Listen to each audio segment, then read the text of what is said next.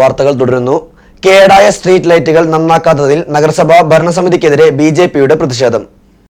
Ward കൗൺസിലർമാർ മാസങ്ങളായി നിരന്തരമായി ആവശ്യപ്പെട്ടിട്ടും മേത്തല പറമ്പിക്കുളങ്ങര മേഖലയിലെ 36, 37, 38 വാർഡുകളിലെ കേടായ സ്ട്രീറ്റ് ലൈറ്റുകൾ നന്നാക്കുന്നതിൽ നടപടി സ്വീകരിക്കാത്ത നഗരസഭാ ഭരണസമിതിക്കെതിരെ പ്രതിഷേധ ജ്വാല സംഘടിപ്പിച്ചു.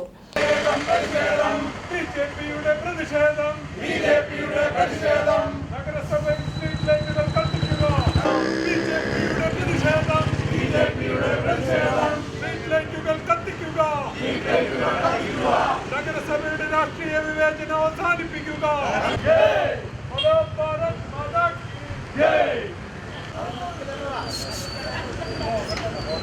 മേത്തലപ്പാടം പമ്പ് ജംഗ്ഷനിൽ നടന്ന പരിപാടി ബിജെപി കൊടുങ്ങല്ലൂർ മണ്ഡലം ജനറൽ സെക്രട്ടറി KR വിദ്യാസാഗർ ഉദ്ഘാടനം ചെയ്തു.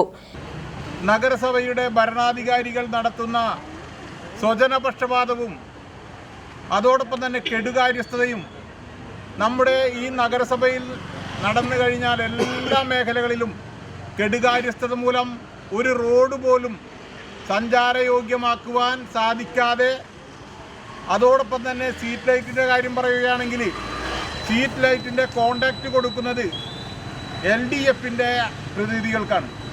LDFിൻ്റെ ആളുകൾ ഈ കോൺട്രാക്റ്റ് എടുക്കുകയും LDFിൻ്റെ വാർഡുകളിൽ മാത്രം സ്ട്രീറ്റ് ലൈറ്റ് കത്തിച്ചുകൊണ്ട് മുന്നോട്ട് പോകാമെന്നാണ് നമ്മുടെ ചെയർപേഴ്സൺ കരുതുന്നതെങ്കിൽ അതവരുടെ സ്വപ്നമായിരിക്കും.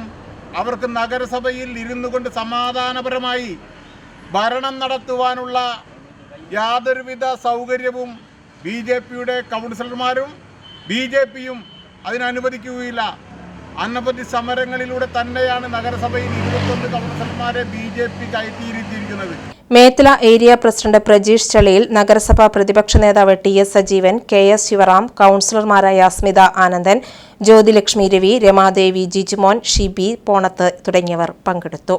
ഒരുപാടിലും അദ്ദേഹം പക്ഷാപാതപരമായിട്ട് പെരുമാറുകയാണെങ്കിൽ കൊടുങ്ങല്ലൂർ നഗരസഭയിൽ ഇനി LDF വാർഡുകളിൽ അദ്ദേഹം മാത്രം അദ്ദേഹം സ്ട്രീറ്റ് ലൈറ്റുകൾ ശരിയാക്കാൻ പോകുന്നത് ഞങ്ങളൊന്ന് കാണണം. ഇനി അദ്ദേഹം ഒരു സ്ഥലത്തും, അതായത് ജനാധിപത്യപരമായ രീതിയിൽ എല്ലാവർക്കും ഒരുപോലത്തെ അവകാശം കിട്ടിയിട്ട് മാത്രം കൊടുത്തുകൊണ്ട് മാത്രം മുന്നോട്ട് പോയാൽ മതി.